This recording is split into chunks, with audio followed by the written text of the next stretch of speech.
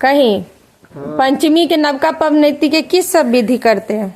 नवका पवनैतिन के कथा पंचमी पूजा के पहला दिन से एक दिन पंचमी से पहले से ओ अरबा चाउरक भात खेरहीक दालि केराक तरकारी से भोजन करैत नहा सोना कऽ तेल ओही दिन लऽ लेथ।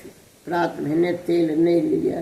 तकर बाद साँझ में जाकर से खूब सुंदर अरिपन पुरहर नीप कऽ गोबर में नीप कऽ अरिपन दऽ देथिन।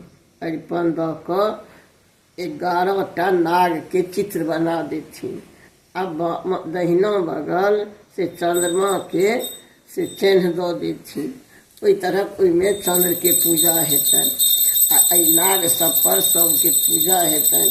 5टा मैनाक पात आ 5टा केराक पात पर सिंदूर से पहिने काजर से लिख ले लिली के चित्र आ तकर बाद से सिंदूर से गोसाउन के मेहदी से मधात राजा के आ पिठार से नाहर राजा के चित्र बना लेथ। ओ ओछा दिहथिन। ओते कऽ कऽ ओहि दिन 5टा नाग बना कऽ केचुआ में 5टा हरदि 5टा सुपारी 5टा धर्रे 5टा जोंगी आर पाई आ धान आर धनी आ कनिक अक्षत दऽ कऽ रंग दऽ कऽ ओ बान्हि देथिन नव टुकड़ा पर। ओ लिली के लऽ कऽ गौर बना कऽ भगवती लऽ कऽ राखि देती। ओ प्रात भेने उठि कऽ फेर जहन नहा सोना कऽ जहन पवनैतिन पाबनि पूजा बुझती ई भेल विधान। तकर बाद जाहि दिन पंचमी रहत। ई पंचमी से एक दिन पहले। अच्छा। तकर बाद अहाँके आई पंचमी पाबनि अइ। पंचमी पाबनि अइ तऽ भोरे भोर पवनैतिन नहा सोना कऽ बड़ बढ़िआँ गीत नाद गाबि कऽ ओ सब गौर लऽ कऽ आ केचुआ लऽ कऽ कोबर घर में तैयार हेतै। गोरो बनतै।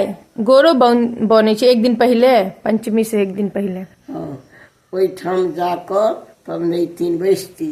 पवनैतिन बैसती तऽ बामा दहिना बगल अरिपन जे देल रहत चंद्र के ताई पर से दही के छाँछ आर डाली पर अरबा चाउर जनऊ सुपारी पाई लऽ कऽ चनाई के नवेद धैल जेतनि। आ एहिठाम जाकऽ सब पात के मैनाक पात आर केराक पात उछायल जायत। सब पर उधैल जायत आ नाग लिखल नाग के चित्र रहबे करत। ओहिठाम जाकऽ सब 5 नाग जे रहत तकरा बैसायल जायत। बैसा कऽ हुनकर पूजा शुरू हैत। पूजा शुरू भऽ कऽ जतेक ई भेल हुनकर विधान। दीप लेस लेती। दीप लेस कऽ हुनकर अहिबातलक दीप अलगे रहत। पूजाक दीप अलगे रहत। धूप दीप लऽ कऽ ई हुनकर विधान भेल। आब कथा हैत।